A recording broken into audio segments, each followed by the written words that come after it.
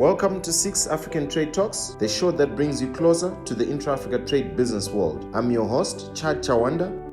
In this episode, our guest is Vincent Motholo. Vincent is the Chief Financial Officer of the University of Cape Town, UCT, and he is also the Chairman of the South African Institute of Chartered Accountants. Vincent, welcome to 6 African Trade Talks. How are you? Very well, Chad. How about you? I'm great. Thank you. Before we start our show, we'd like to hear from our sponsors. Would you travel to Cape Town for business or leisure? What if you could combine the two? Well, you can. With Optimum African Experience, Cape Town Leisure Experience, with partners such as the University of Cape Town, CEDA, Kadena, Luminary, and Prime Focus. Experience the best of Africa. Vincent, what is the one thing nobody knows about you, or very few people know about you, that you'd like to share? Thank you, Chad. That is an interesting question, especially considering the digital era that we find ourselves in. You know how social media has taken over, and our lives are all out there in many ways and many forms, that you then wonder which part of you is it not out there that you would like people to know about you. I suppose what people may not necessarily know about me is that I grew up in a village in the northwest province of South Africa called Motholo. I was raised by my grandparents. My grandparents were business people. They had businesses, and their businesses included a tavern, a supermarket, and a restaurant. I worked in those businesses. I found delight in them. They didn't feel like a task at all whilst working in those businesses.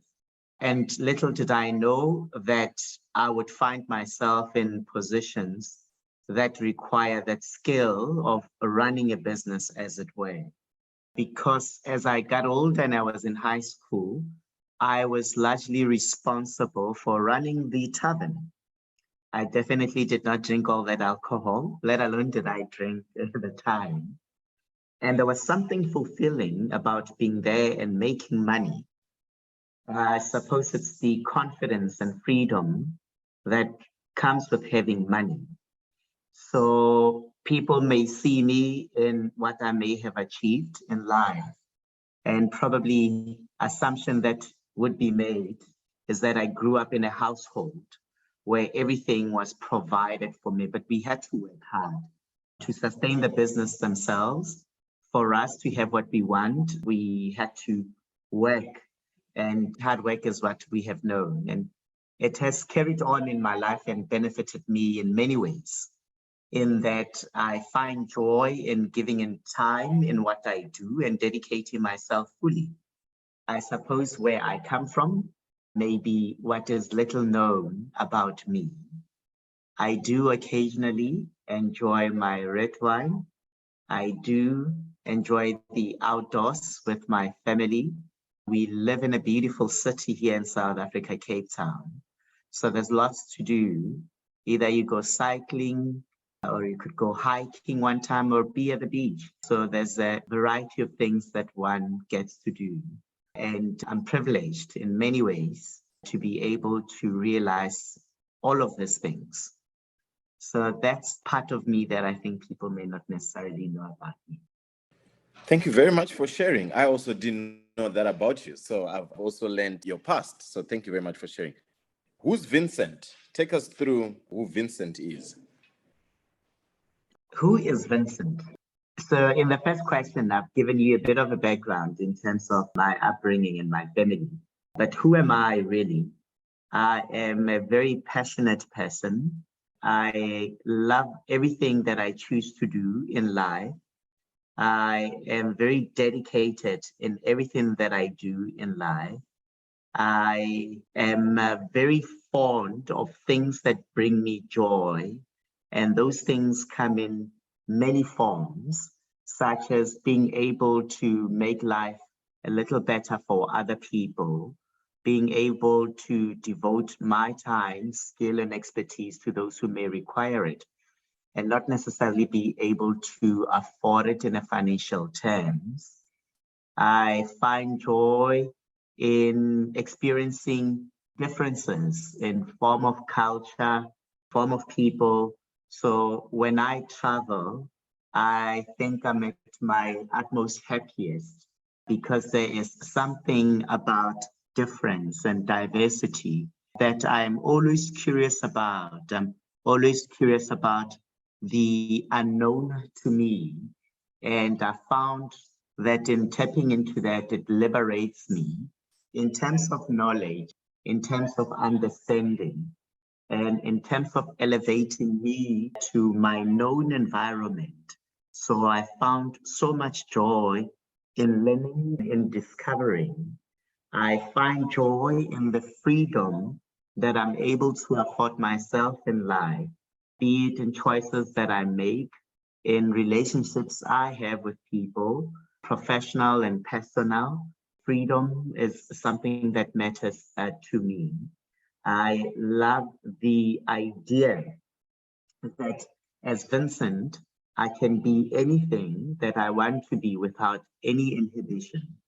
I am ambitious, and that in itself allows me to realize my full potential.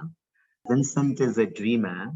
I dream of traveling to space one day and see Earth from the orbit, and I know that is going to happen for sure. And it would be great to be up there in space and say, that is home. And I get to see Earth from that. I would be most satisfied as well if the lives of those that are still living below the acceptable norm, people considered to be poor, if we can make it a little bit better through our influences in the spaces that we occupy. Because I think it's in that purpose that we find joy in whatever we do, in the work that we do as people. So Vincent is multidimensional. He's not only one-dimensional accountant, as it were. I bring with me so much more that I don't limit myself in terms of what is it that I can be and get to experience. And I find liberty in all of that and in the possibility that whatever is out there, and if it appeals to me, I definitely would try it. Seeing what the world has to offer and not limiting myself. We come into the world with many rules, and as it is, there are limitations. So I try not to put additional limitations in the way I conduct myself and in life, but of course, being responsible in doing so. That is Vincent, a very complex being who is multidimensional, driven and motivated in making a difference in the world. Interesting. That's quite a lot to understand, but very inspiring. We love to hear how someone like you looks and views the world, and especially you spoke about limitless. So that is actually an interesting. There's a podcast by Jim Quick that also looks at how to live in a limitless manner. Tell us a little bit more about your career journey. My career journey has been very interesting. And I suppose, like all things in life that one gets to realize, it starts with a dream. Is it Martin Luther King Jr.? I have a dream. And my dream was to become a teacher initially. And what I remember being in high school or middle school at the time, what we called Summit 6, I think it's grade 8 now, referred to. I wanted to be a teacher. I had this thing that I found myself enjoying explaining things to people and finding satisfaction and fulfillment in them being able to follow and understand what I'm explaining. So when we come back from school, the students who were struggling in my class in understanding certain concepts, because I was very privileged to grasp certain concepts much easier than most people would, then I would then be able to teach them, as it were. And I thought then a career in teaching would be an ideal career since I enjoy this. At the time in South Africa, I remember teaching colleges were closing down. So therefore, a career in teaching was not sustainable. My uncle, I remember him noticing me and noticing that I loved to dedicate time to my schoolwork. And one of my subjects being accounting at the time, he planted the idea that I should become an accountant. Oh, okay, I could try that. And then I started reading about accountancy and what it means to be an accountant. As life would have it, the universe conspires in everything that you think about, and information just comes to you. Now you want to become a chartered accountant, and then just the universe sends this information to you. And I read about this, and I would start now seeing chartered accountants on TV. And I remember the first one I saw was Vuyo Jack. He was being interviewed and he was speaking about lots of money that he was making. And I found that appealing, actually. And I thought I would try a career in that. I then went to university to study to become a chartered accountant, which I did. Although even at the time, I thought maybe a career in marketing would be ideal, and marketing was my second choice, but chartered accountancy was my first choice. When I went into it, I remember completing my articles and becoming a chartered accountant. And the firm that I was working with at the time wanted to keep me. And I thought, no, I want to take a break. And I had other offers, and some included some financial institutions. And I thought, no, I remember during my article years, I used to tutor at the University of South Africa. And they had approached me sometime to say what I consider a career in lecturing. But I thought that is meant for someone who's much older. And at the time, I'm 24, going to 25. And then I went into it for a year, and that was the intention, to try it for a year. And then I stayed in for 7 years, 7 months. And I can tell you that was one of my best time in my career, because I had the opportunity to lecture auditing at a postgraduate level. And we would conduct lectures throughout the country, in Harare, in Zimbabwe, in Namibia, Windhoek, in Swaziland, and here in South Africa, across all provinces. And traveling and being able to deliver those lectures, and I just found huge fulfillment. And now here I am, I'm a teacher, and here I am, a dreamer of curiosity and finding myself in countries I never thought I would go into and lecture, or places in the parts of South Africa, being and lecturing and exchanging of ideas that just happened. So I got to realize that. 7 years later, I then got an opportunity to work for an audit firm. I joined them as a senior manager, very determined that I won't be a senior manager forever. I should be promoted after I've earned my stride to become a director and partner. And that happened in 2 years of joining the firm. Even then, there's just been a blessing in my life, finding myself in places where, I'm culture fit to the organization, both when I was at UNISA, then now joining this audit firm, S&G Grant Thornton, which is a member firm of Grant Thornton International. There was just great alignment. And, in all of that, you also build personal relationship. Great friendships came out of that, over and above just doing work. And later on, I then left S&G Grant Thornton to come to Cape Town, in particular, University of Cape Town, where I became the Chief Financial Officer for the university. Between those years and before coming to UCT, I also became a non-executive chairman for the South African Institute of Chartered Accountants. And I look at myself and realize how privileged and fortunate I have been. And when I think about that, I think about the responsibility I have, not only for myself, but everyone else who looks at me and aspires to be me. A few months ago, I was at an event and I met up with a young man studying to become a chartered accountant at the University of Cape Town. And he says to me, "Sir, I am very pleased to meet you. I must tell you something. When your announcement went out that you're the chairman of SAICA, my dad sent me that announcement. And he said to me, one day this could be you." You know how humbling that was, Chad?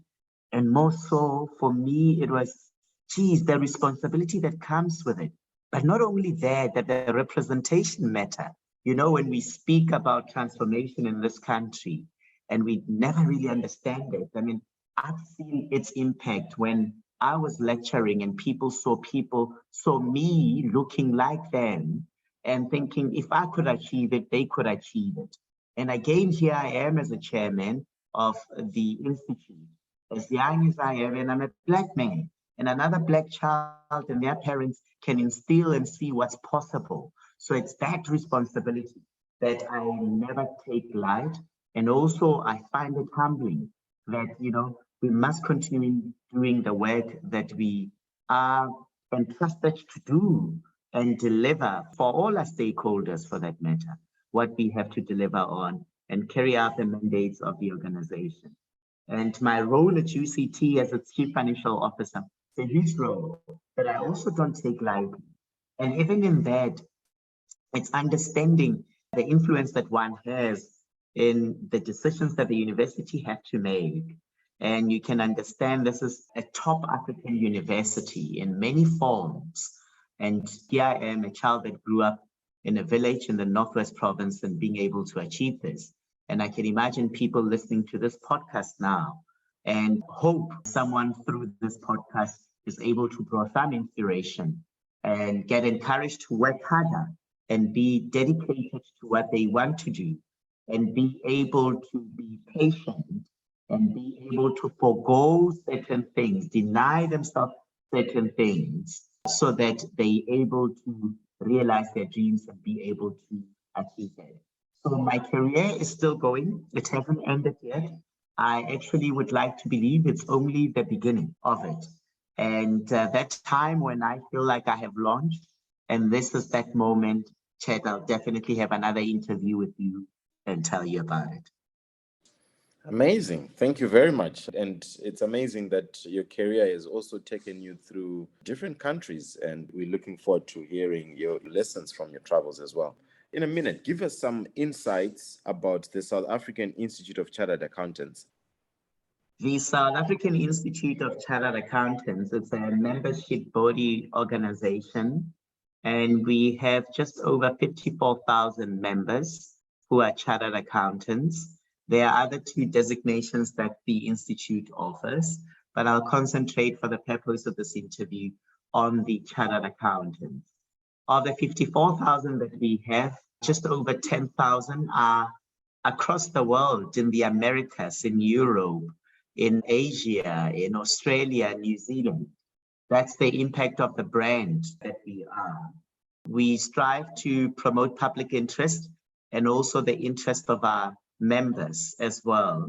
We want our members to be held in the highest ethical standards, and we pride ourselves in that. If we look at the work that our members do, it's such a fulfilling thing. Our members are recognized and respected in many forms and are seen to be rather relevant for the future. They are connected to the societies that they operate in and are seen as an enablers for a change and for a better life. They are held at the highest ethical standard, and they are what we call difference makers. And that's what distinguishes our members from any other members that may exist within the commerce profession. We, of course, don't exist in isolation. Our members are known to work collaboratively across many disciplines in the sector of commerce, even outside of commerce. And we are a very proud institute and understand the influence and significance that we play in society. Thank you very much for sharing. I wasn't aware of the number, how big the members are. So this is quite an interesting insight. Thank you for sharing. How has technology been impactful in the work you do on a day-to-day? Technology plays a significant role. You ignore it for your own demise. In everything that we do, it's driven by technology in many forms. In my role as the CFO of UCT, even as the chairman of SAICA, is that decision that we make are driven by data, and data techniques that we use to gather information are a great enabling tool for us as decision makers. Of course, there is other forms of technologies that we use, but the big one that plays a big role in my day-to-day, it's digital data that is being made available for us and being able to interpret that in our decision-making, in understanding behavior, in understanding where trends are going, in anticipating what the future may look like. So technology is very key for a progressive society. It's very key for a society that wants to advance in a much more rapid manner and also to be decisive in our decision making. So there is no day that I go without technology.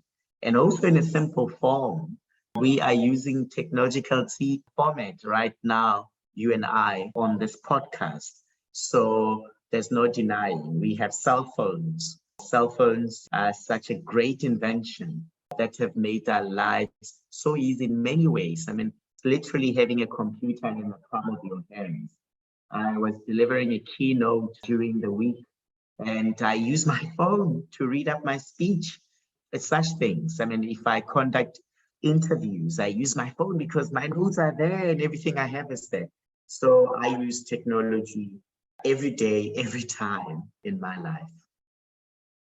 We are definitely living in a digital world, and at least we're using it to have value and to impact and to learn as well. So that's great. Before we continue, we'd like to hear a word from our sponsors. Would you travel to Cape Town for business or leisure? What if you could combine the two? Well, you can. With Optimum African Experience, Cape Town Leisure Experience, with partners such as University of Cape Town, CEDA, Kadena, Luminary, and Prime Focus. Experience the best of Africa. So, Vincent, what role has culture played in terms of work and projects you've been doing? I suppose it starts by thinking about what does culture mean to you. Earlier on, I spoke about the alignment that I've had in organizations that I've worked with, the culture fit that I've had. But that in itself, it's driven by my own personal values, things that I know that I would not compromise on. And one may be wondering, Vincent, what are your personal values? And I'll share that with you today. My personal values are leadership, number one. It is very key that in everything that I do in my life, and no matter how the role is perceived, not necessarily as a CFO or as a chairman, in everything that I do, that I show leadership. That is key to me. That leadership is demonstrated in how one carries on doing a task. And it's about taking responsibility, isn't it? So that's how I view leadership, and it's key to me. Second, it's optimism. I cannot stand negativity. I cannot stand, my pet peeve will be someone who complains and complains. So I always have a positive outlook in life. And thirdly, it would be compassion. And I spoke about this, making the world a better place. This is my personal value, to be compassionate. In actual fact, you know, my name Mohau actually means compassion. And I'd like to believe I'm a compassionate person. Fourth would be curiosity. And I think I spoke about it, about having a curious mind. And I suppose when you think about it and not being afraid to try new things and not being afraid to be exposed to something that is not known to you, something that is different. Fifth and last, it's about reputation. You know, it's important that you guide it and you define what that means to you and you work on it. So those are my 5 personal values. They are leadership, optimism, compassion, curiosity, and reputation. So when I go into organizations, they may call this something else, but they also have value systems and mission. So I found where I have worked well, it's where there is alignment with my own personal values to organizational values, because these are the things that I can't compromise on. And it will differ from person to person. And once you've established that for yourself, then it's easy to know. I mean, before I join an organization, I do some work on it to understand as well, what are their values, what do they believe in? And is to really understand if I would be culture fit and if the organization as well would be fit for me. So that's culture plays a key role, and culture is driven by our own personal values. Thank you very much. And when you have your own personal values, it's easy to then see where you fit and where you don't fit. And in most cases, you find yourself being aligned to places and things that align with your values. So thank you very much for sharing. Being a traveler, what business opportunities have you observed in Africa? So Africa, I haven't traveled it as extensively as I would like, but countries that I've been to, I think opportunities exist in having to improve our infrastructure, number one, because once we can improve them, that it makes Africa as an ideal place to go to, and an infrastructure is an enabler for many businesses, because then if you are able to get people feed into your country, then the world is limitless, right? So that's one thing that I've noted with parts of Africa, particularly Northern and Eastern Africa, because rather Southern and Eastern Africa, that's where I have traveled. So if we can get that right, I think that's where we could move.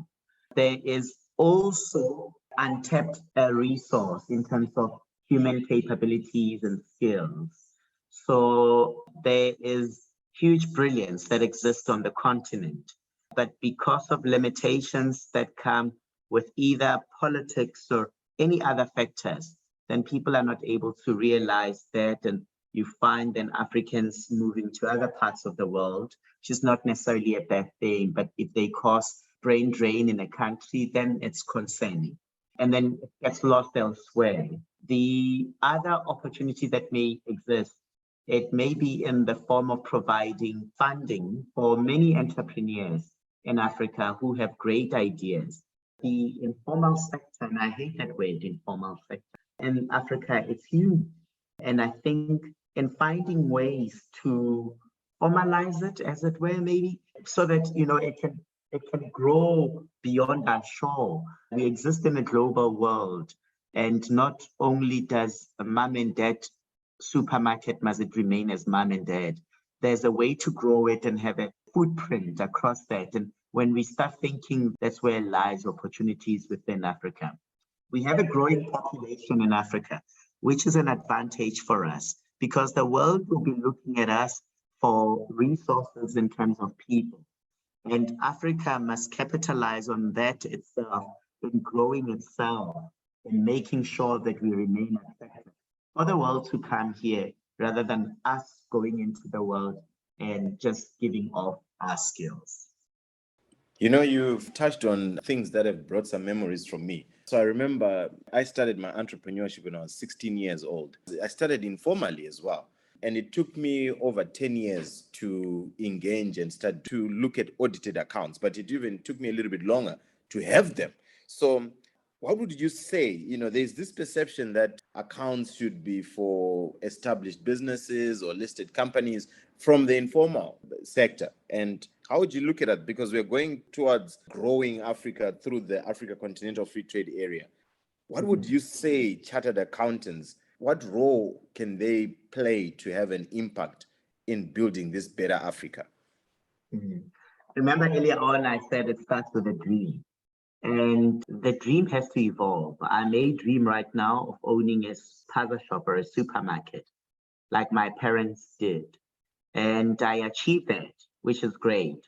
And there is a saying that says, as we climb, remember, on top of one mountain is the bottom of the other. So when I achieve that, I must start dreaming new dreams to say, now that I have this supermarket and it's been successful, how do I grow it? And not be scared to grow, not be scared to make money, not be scared of my own dreams. And then the minute we start thinking that broadly and thinking that there are opportunities beyond our hometown and into other towns and dreaming big, it's the way that we can move away of selling ourselves short and thinking making 10,000 US dollars a day is enough, or 5,000 US dollars a day is enough. There's much more that we can make as people. But it starts with a dream, and realizing when you achieve that dream, you can dream new dreams and dream even bigger, because you've proven to yourself that you can achieve this. And as you achieve that, you dream another dream. So there's no room for complacency. And I think if anything, for any entrepreneur, you must tell yourself not to be complacent. And to many startups, I've been engaging with lots of startup owners. What I'm learning is that sometimes we build something and we marry it to the point where we don't know when to let go. There may be big organizations that want to acquire you for billions and billions of dollars, but you end up saying no because you're so married to it and miss out on an opportunity. Exit into your startup comes in many forms. It's through you listing on the stock exchange or a big organization acquiring you, and we should be confident because that is growth. Because when you do that, then we can dream other dreams and start new things that are even bigger because we've proven to ourselves what is possible and what we can achieve. Amazing. Thank you. Any podcasts or book you'd like to recommend to our listeners? Oh my goodness. There are so many books I would recommend. So I would stay very local because I think representation matters and something that you can identify with would work. Mteto Nyati's book, Betting on a Darkie. I think it's a great book. It has inspired me in many ways and to achieve things that I actually have seen after reading the book that I was able to achieve and also thinking differently. The other book is by Nolita Fagude. The title is Dancing in the Boardroom. Great as well. And you hear about their upbringing. And there's something about this Black executives who are authors and write these books and tell the narrative that you and I can relate to. So that's why I would recommend those two books because there is something that they've achieved which is beyond from where they come from. And I think anyone who looks like you and me, and even who doesn't, can benefit a great deal from reading those books and can be inspired and understand that the top of one mountain is the bottom of the other. So keep climbing. Would you travel to Cape Town for business or leisure? What if you could combine the two? Well, you can. With Optimum African Experience, Cape Town Leisure Experience, with partners such as University of Cape Town, CEDA, Kadena, Luminary, and Prime Focus, experience the best of Africa. Africa is a continent full of potential, but potential means nothing if we don't take action to create value. Let us take action. Thank you for listening to this episode. Don't forget to post and share this episode on your social media platforms. It will help us reach our mission of sharing knowledge about intra-Africa trade and making it available to as many people as possible. Let us grow our continent. We can go far, fast, together. If you can please leave a review on our podcast page or on Apple Podcasts.